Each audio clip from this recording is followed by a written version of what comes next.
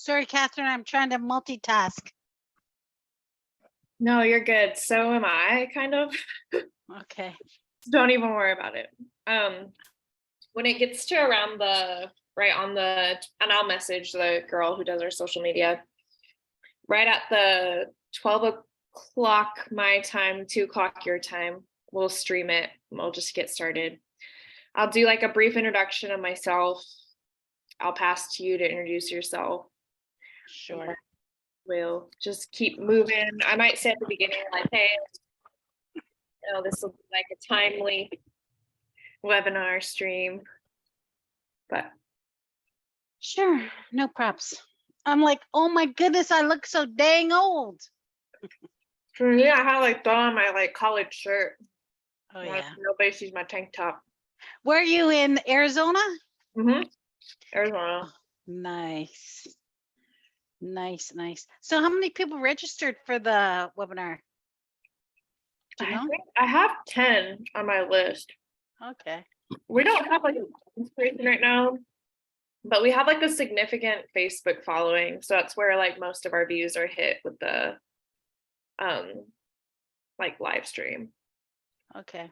Like we'll get like probably over like 100 to 200 views with the webinar. Okay, so once you if you can give me the stats, that would be great. Oh yeah, Because absolutely. I'll have to I have to calculate my time like for work, right? So Gorgeous. I can easily do that. okay. Probably by That's the the end of the week. Okay. Hang on, I gotta put my hair up. I hate it down. yeah, okay.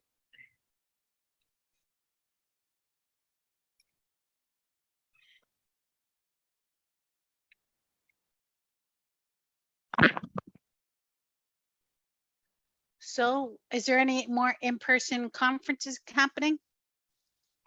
None that I'm going to. So I'm actually transitioning into a new job position soon, which I'm really excited about. So this is probably one of my last like campaigns I'll be doing with the American Indian Cancer Foundation. So where are you going to? I'm going to a nonprofit that is like dedicated to solar energy for different communities. So I was offered like a director position for their Indigenous partnership like role, which means I'll be working directly with tribes in Arizona, which to me is a lot more grounding than virtual work. Yeah, I hear you. yeah, Totally. like I love being virtual, but at the same time. Okay, I'm gonna just double check on my end of things that we're live. Nice. Okay, we are. All right, Lisa, we're ready to get started here. Just making sure you're there. Yep. All right, good afternoon, everyone. If you're able to tune in currently and watch this webinar live, we are so grateful for you all dedicating some of your time, your lunch hours to us. This upcoming webinar that we're presenting to you is dedicated to linking both Quillwork to cessation practices and how that's effective in Indian country. So really linking culture as prevention, right? And as we begin our Sacred Breath Month, Lung Cancer Awareness Month at the American Indian Cancer Foundation, we just want to invite you all to honor your breath and to also encourage you all to get screened and to just know yourselves. Also, this is your reminder to go vote if you haven't already today, or maybe you're coming back from it. But yeah, we'll go ahead and get started. My name is Catherine Zing. I am with the Prevention and Policy team at the American Indian Cancer Foundation, and I'll just be facilitating our lovely speaker and interacting with what they have to say. And I'll pass it over to Lisa to introduce herself. Sure. Honey, bonjour, everyone. My name is Lisa Beatty. I'm a proud band member of Bowsley First Nation. I work at organization similar to the American Indian Cancer Society here in Ontario, Canada.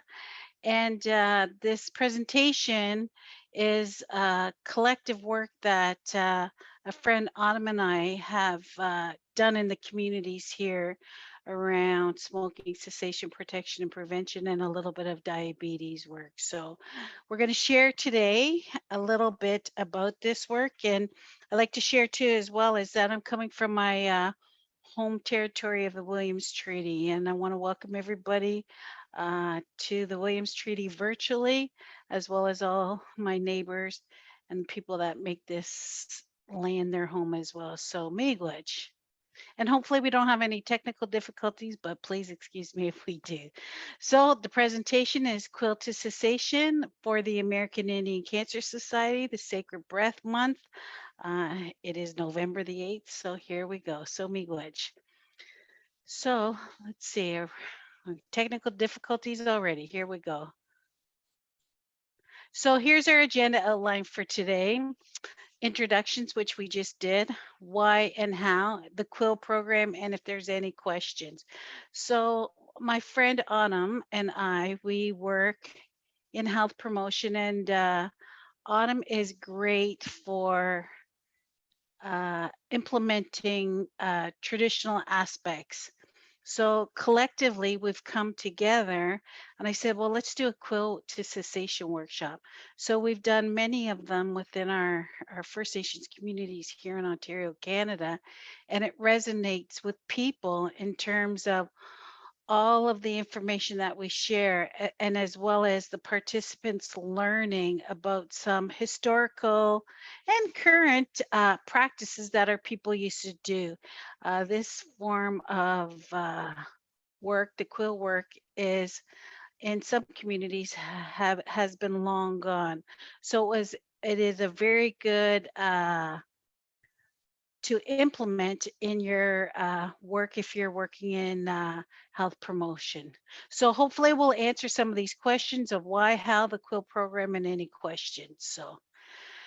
So culture is one of the determinants of health. So additionally, because the traditional biomedical approaches is focused primarily on disease progression and treatment, traditional indigenous healing practices and other cultural complexities often have not taken into account in the design of programs to change health behaviors and improve health outcomes in indigenous communities. It's been our experience that when we just go in with some mainstream approaches, that they don't work. So this is why we've collectively come together to provide this program in the communities for smoking cessation, protection, and prevention. So it's good that we have some research to follow up that as culture as a determinant of health. So yes, and you'll see. So this is essentially the program. It's a 3-day program, and you can see on the slide how each day is unfold. So day one, uh, the activity is harvesting, dequilling, sorting quills, design, and planning. And then it just shows also the resources of handing out the materials, the porcupine quill clump, I like to say, the awls that you need, tweezers. And then we talk about starting to talk about infusing mainstream approaches as well in the quill program. So the cycle of nicotine addiction, we start talking about nicotine replacement therapies and medication. And then the learning objectives is patience as well as frustration, planning, preparing, and NRT and medications. And when you look at this one day, you probably think, well, what does patience and frustration have to do with health promotion, planning, preparing, and then medication? Well, historically, uh, when we're doing this work as a new person, trying to learn about quilling, we're not going to be able to quill right then and there, right? So you're going to have patience. And with any behavioral change, it doesn't happen just like that. Same with the quill program. So you're going to be a little frustrated as well about it.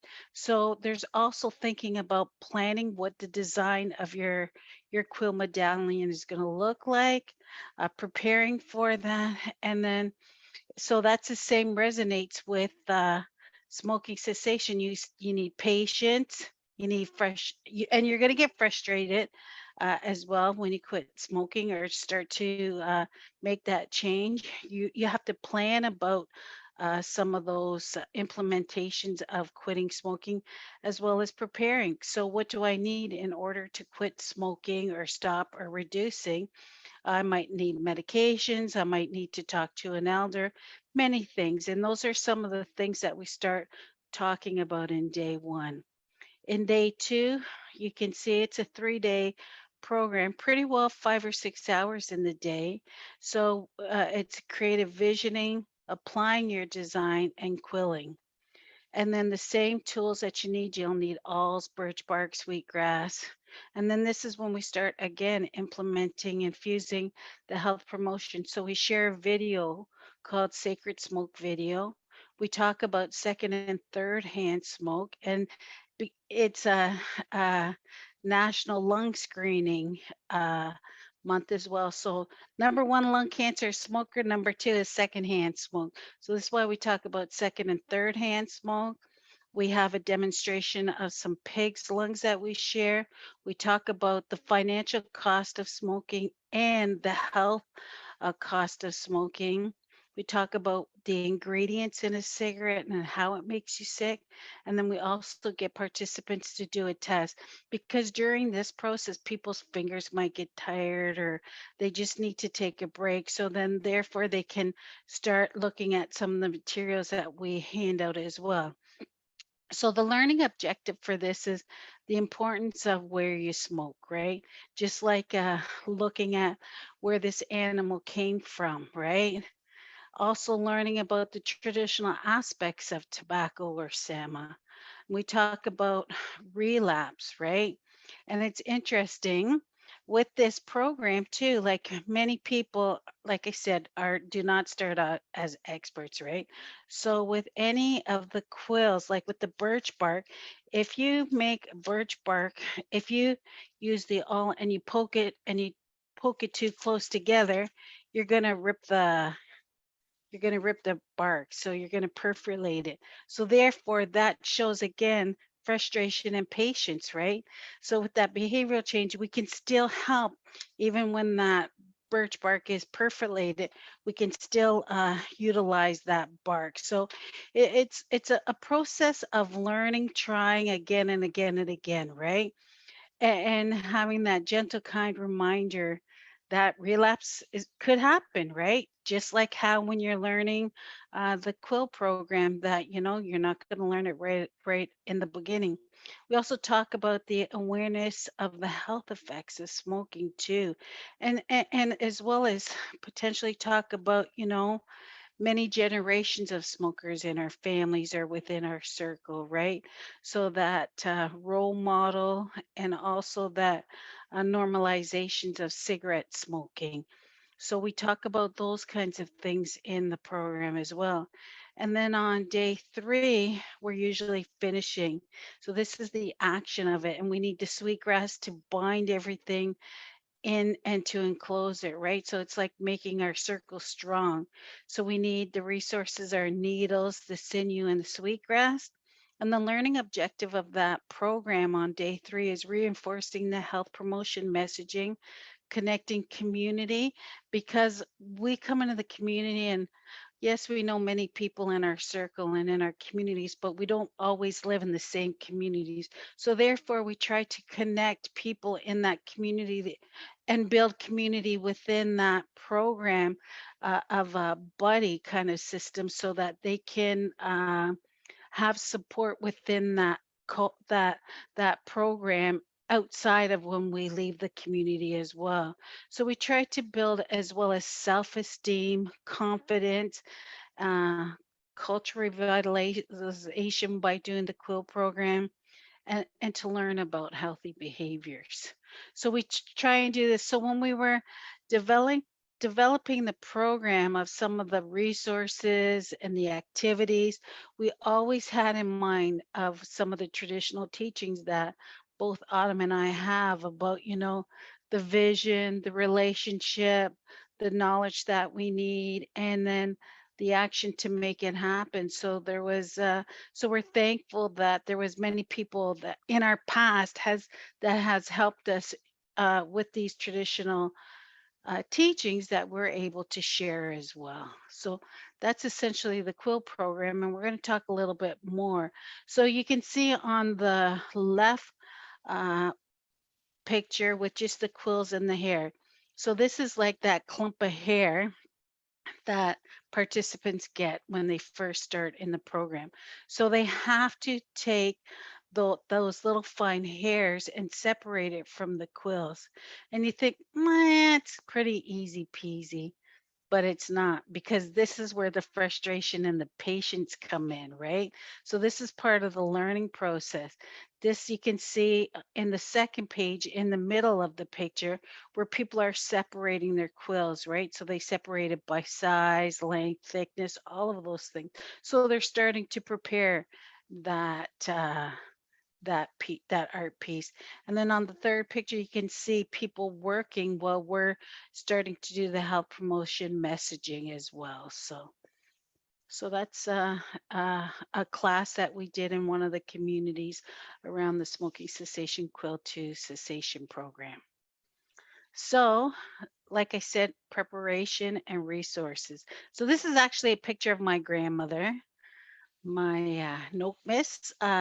This was her house. Her house is still standing. My cousin lives in there. And you can see my grandmother is preparing sweetgrass. So I love the smell of sweetgrass. Whenever I smell it, it reminds me of her. So just like anything, we have to prepare, right? So just like my grandmother prepared the sweetgrass for when she used to make things, we as people that want to make health improvements to our health also have to prepare. So we supply the resources. So we talk about, like I said, the nicotine replacement therapies, medications, and we're lucky here in Canada that our medication is covered through a fiduciary responsibility that the government has with First Nations and Inuit people, where our medication is covered. So we don't have to worry about uh, covering the cost of that. But in the communities, not everybody knows that that is covered. So that's why we share that information. We talk about the cycle of nicotine and how it affects the brain of that up and down like a roller coaster, and how the medications can work with that. We give everybody this little Fagerstrom test to see for themselves, right, of how addicted they are to nicotine. Like I shared earlier, we talk about the second and third hand smoke. We talk about the 5 A's, like ask, advise, assist. And we also implement what's called the readiness ruler in the program as well with community members. So this is the Fragerstone test for nicotine dependence. So this is what participants get, community members get when they come into the program. And you can see that, when people are poking their fingers with the quills and their fingers are bleeding or they need a break, then this is where these handouts come in handy, because everybody else can work at their own pace. And then people can do this test on their on their own. So this is acquiring information resources for the healthy change. And this is, like I said, and people can see how their score is either very low addiction, medium addiction, high addiction, or very high addiction. And if people in the group want to share, which most people usually share what their score is, then they share with us. So that's the Fagerstrom test. So this is planning. So balancing self physically, mentally, emotionally, and spiritually. And we talk about this in the program. And you can see in this one slide that the quills that are somebody's making. So if you put them too close together, like I said earlier, the bark will become perforated and it'll just rip. And so this is what, and we want this to happen. Actually, we want to show people that, even though you're trying, and not everybody, but it does happen usually, that when you're learning a skill, you don't always know the skill right off a hand, and that's okay. So that's why we talk about these things, balancing the self physically, mentally, emotionally, and spiritually, right? We talk about that Sema and how it was given to us from the Creator, and that over time we've learned other ways of using that. Commercial tobacco, that non-traditional tobacco, right? So we talk about that. We talk about uh, why people use commercial tobacco or non-traditional tobacco for emotional, like if people are stressed out. And we talk about that in the group as well as the physical addiction and the mentally as well. So that's all part of the planning. And we try and support the community members the best that we can in this physical, mental, emotionally, and spiritually in the program, the Quill to Cessation program. So in Canada, depending on where you go, cigarettes cost at a different cost financially depending on where people are. So this resource or this slide shows like, and we share this with community members, what one packet costs. So if a pack of cigarettes costs $17, how much would it cost per day for a week, for a month, for a year, and for over 5 years? And like many people, we could spend 30,000 plus on a lot better things than we can with smoking. And people are actually shocked at how much money cigarettes are spent for themselves each day when they smoke. And then once they realize what they could do, and we talk about what they can do other than spending their money on cigarettes, right? So this is another resource that we use in the community. So this is about second and third hand smoke, and it's been my experience that people are desensitized to non-Indigenous messaging. So this is one way that we've done in terms of having that no smoking within 9 meters away. So this is our air is sacred, and so is our territory. Please do not use commercial tobacco here. Smoke 9 meters away, and it's the medicine wheel. So people resonate more with that than just with that no smoking sign with the X, right?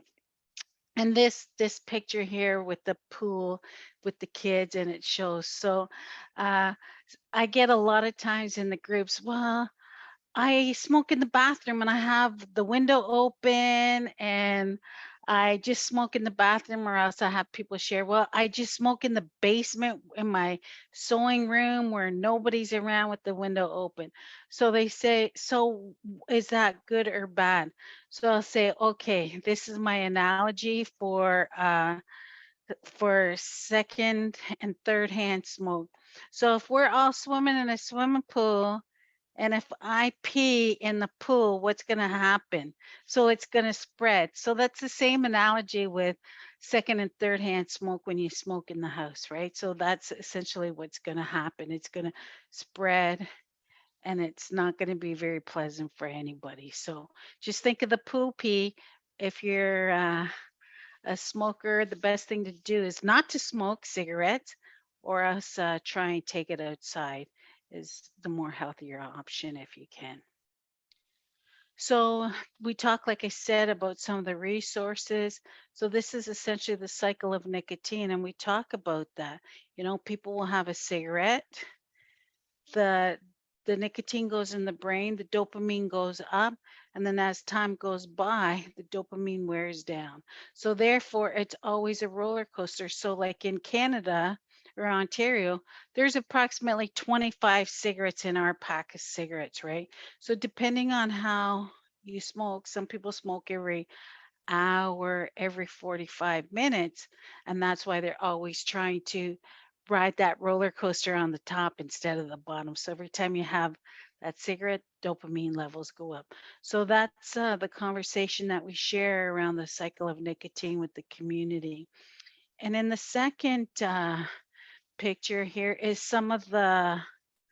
some of the end products that communities have made in our smoking to cessation workshop, our quilt to cessation. So this was a boat that somebody did and quilled with it, right?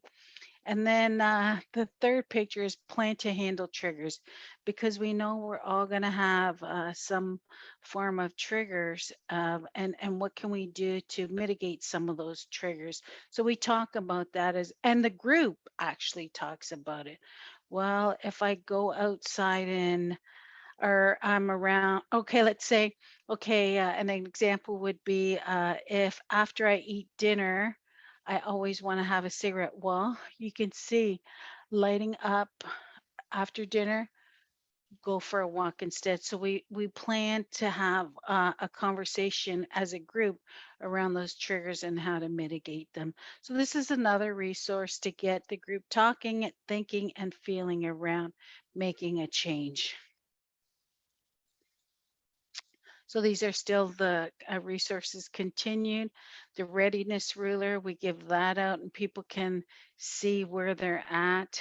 This is a video that we talk about, and like I said, it's not just mainstream approaches that, and we bring in elders if there's elders in the communities that are available to talk about the difference of commercial or non-traditional tobacco as opposed to sacred tobacco.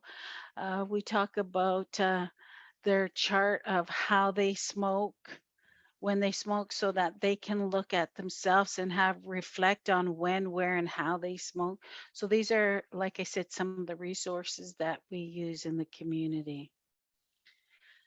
So there's always got to be some kind of support. And actually, my grandmother made this quill box. I have many of them. So we hand this out as well. This quill box of support.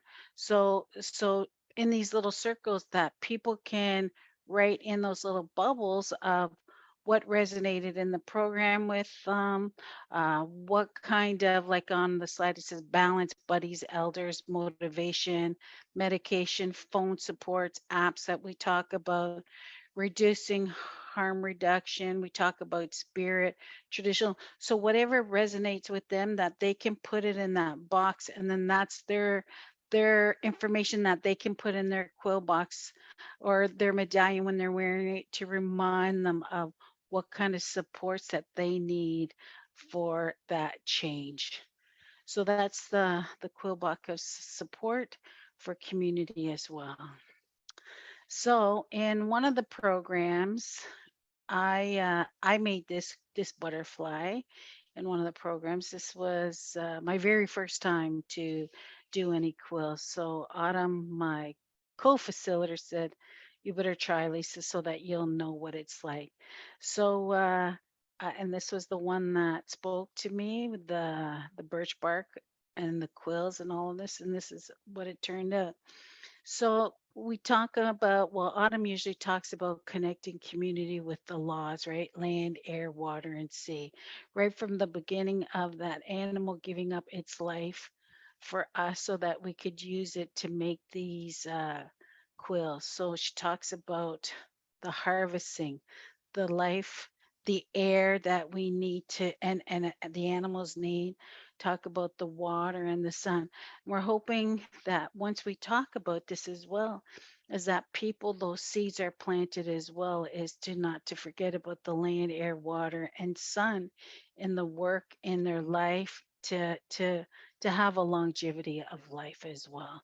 So that's what we do around the loss. And we talk about as well as natural law, right? A little bit about natural law. And we know the duality between commercial tobacco as well as sacred tobacco. And we talk about that duality. And it's unfortunate that we have to have an American Indian Cancer Foundation, and that because we know 1 out of 2 or 50% of all smokers are going to die from a smoking related illness. So we have to go back and learn about those laws, our traditional ways, right? So, emotional wellness creates belonging. Our hearts are filled with so many emotions, such as love, sadness, and happiness. Friends and family are important, so are our ties to other living beings. Like animals and plants, we feel well when we have healthy relationships in our lives, connecting with culture, growing our wellness. So, this was a quote that somebody shared, and we talk about this emotional wellness creates belonging, right? And we talk about that as well as for smoking. Like a lot of people start smoking out of peer pressure, right? So, we talk about that emotional wellness. So, this is Autumn's quote, and I'll quote Autumn since she's not here. I'm sure she won't mind it. Wellness from an Indigenous perspective is a whole and healthy person expressed through a sense of balance of spirit, emotion, mind, and body. Central to wellness is belief in one's connection to language, land, beings of creation, and ancestry supported by a caring family environment. That's Elder Jim Dumont. And this was Autumn's quote. When we become balanced physically, mentally, emotionally, and spiritually, we gain wisdom and begin to honor our life and all of life with love and respect. We become humble and approach wellness in an honest way, which takes a lot of bravery to look at our real truth. We can see the interconnectedness of life leading us to healthier decisions and striving for our own optimum health. So those are some of the conversations that we have in the group as well. So this is one of the programs. So we also have visual resources and tools that we share with community around. And as you can see in the front, that these are some of the quill works that our community has done in our workshop, which is beautiful. So, programming as well.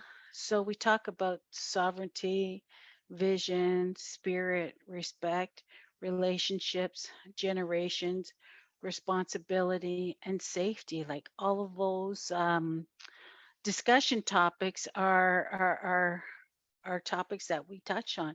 You know, what does it mean to be sovereign, right? What are we addicted to? What do we need to change? What is your vision for a healthier you? What is your spirit's talking about or needs, right?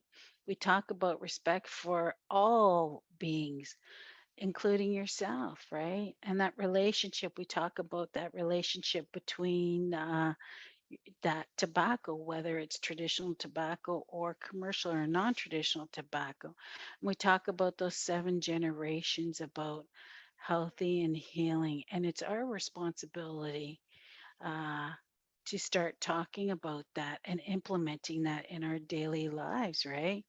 As well as safety for the next 7 generation. So we talk about that as well. So I'm going to talk a little bit since it's National Lung Screening Month. Catherine, did you want to talk about it?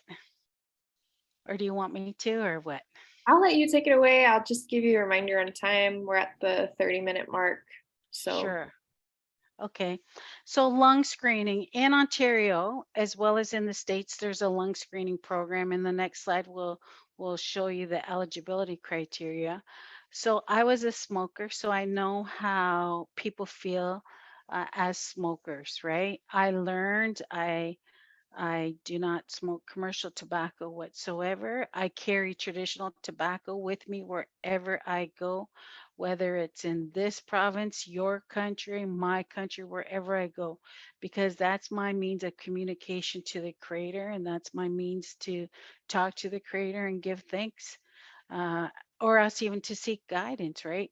So, about 2015, I had a cold, and the doctor's like, I think you better have a CT scan, Lisa. Let's check your lungs to see if you got anything in there like that's caused by the cold. So I went and had lung screening, and they actually detected something through my lung screening my very first time. It wasn't from the cold, it was from smoking. So I had to go back, I think it was every year, and then every 2 years to get lung screening because of my past smoking habits so that they could see if the the nodule was growing or not. So after it was, I think, 5 or 6 years, I don't have to go back for lung screening anymore.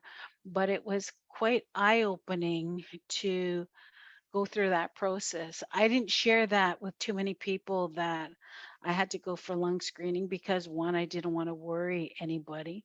And I went by myself. And it was interesting when I went by myself because, like I said, I didn't want to tell anybody because I didn't want anybody to worry, but I was fearful. So I went into the hospital, I got on my gown, and that was when like iPods were out. So I said, and I didn't ever have a CAT scan before. So I wasn't familiar with it or anything like that. So I asked the technician, I said, "Is it okay if I listen to my music while you're doing this?" He's like, "Absolutely." So that made the whole process easy, non painful, and enjoyable. It took about 5 minutes. I got to listen to Bob Marley, One Love, while I was getting screened. So it was just you breathe in, breathe out, and then he's like, "You're done." So after that, it was easy. I wasn't fearful, but we're fearful sometimes of doing something because of the unknown. So try and, if you can, when you go for any kind of screening, to try and look at the benefits of it and trying to seek some fun out of it if you can. So that's what I did when I went for my lung screening, and I have no problem supporting any kind of lung screening because it's for your health and you're important and you're worth it. So I totally support lung screening. So this is the American Indian Cancer uh, screening eligibility. Catherine, did you want to talk a little bit about this? I think for the sake of time, we can just keep moving forward with it. I have a few questions that I can ask you near the end if we have time for it. Sure. So this just talks about what are the risk factors of lung cancer, why get screened, who should can get consider getting screening, lung cancer screening process, and where can I get screened. So Catherine and the American Indian Cancer Society has this information on their website as well. So please take a look at it, check it out, and yeah. So this is signs and symptoms of potential lung cancer. So this as well is on their website as well. So that's Autumn and I back in the day. So Miigwech, do we have any questions, comments, or otherwise? So Miigwech, everyone, for listening. Yeah, I really appreciate you taking your time to explain your programming. I'll remind people on Facebook or people tuning in, if you have any questions to ask them now, you can drop them in the chat for the panelists. We'll be able to view them, or in the comments on the Facebook Live again. I have a couple questions. As I was listening to, you go on and on, uh, do you have like any experiences when you've been doing this programming now that like really stuck with you from community members, of like what they experienced or what they learned? Maybe attesting to like the program success, but to more just like the resonance that you're creating in your community. Sure. So some community members might not come to a program that's specifically for helping quitting smoking. However, they will come in for some cultural revitalization, such as this quill work. So this is the door opening for people to come in that might be curious for themselves or the family to make a healthy change. And this is one avenue and one medium that they can. So for an example, when people are in their individual, like you seen in one of the slides, that they're all well, there's break time. So Autumn and I will go around and see how everybody's making out. And a lot of times that's when people will disclose and share any questions. And one particular time, a lady came because she wanted to learn, but she also was there for her daughter because she wanted to help her daughter quit smoking. So she was going to take all the resources back and share that information with her daughter. So that is a success in itself. And in terms of talking about success, we had a wait list at times for implementing this program in the communities. Wow, that's really. Mhm. I had someone just ask, do you see any differences between people who vape and people who smoke the combustible cigarettes? Do they both attend? And kind of what the age split looks like. So, in terms of vaping and smoking, it seems like there's more older people that come to this program, and there was not a lot of vapors people that use vape. So we touch a little bit about vaping, but not a whole lot, because we try and make it what is uh what's the word like relevant to the participants that are there. So for the most part, because it's usually during the day and most younger people are at school and stuff like that. So That makes sense. We got one chat response too, just saying that, hey, I just want to share gratitude for all the ways this work is approached. The money saving, life saving, and trigger managing approaches are all valuable, but especially I appreciate the Quillwork miigwech. miigwech, thank you.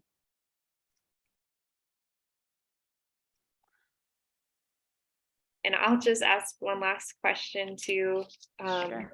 we wrap up is, you know, uh, why quill work?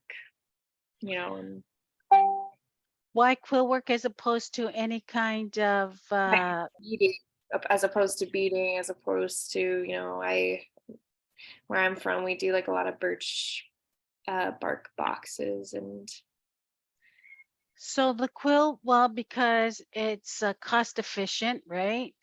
For the most part, there's no real financial resources that are attached to it because Autumn picks up roadkill on the road, so that's free, right? Number two, the bark is usually ready available, and three, because we both like quill work, and four, because I appreciate beaters. I mm, love beading. As you can see, even in I didn't bead any of these poppies in the back.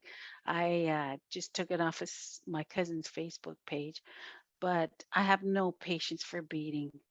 So the frustration level for beading into a program would not be, but that's not saying that you can't do that if that's something you want to do as well, whatever works for you. So that's how we came up with quills as opposed to any other kind of traditional artisans. So and the last question, I just got one more. Are there any plans for expanding to youth prevention? any plans? We do some youth stuff, but not this program with youth. So, mhm.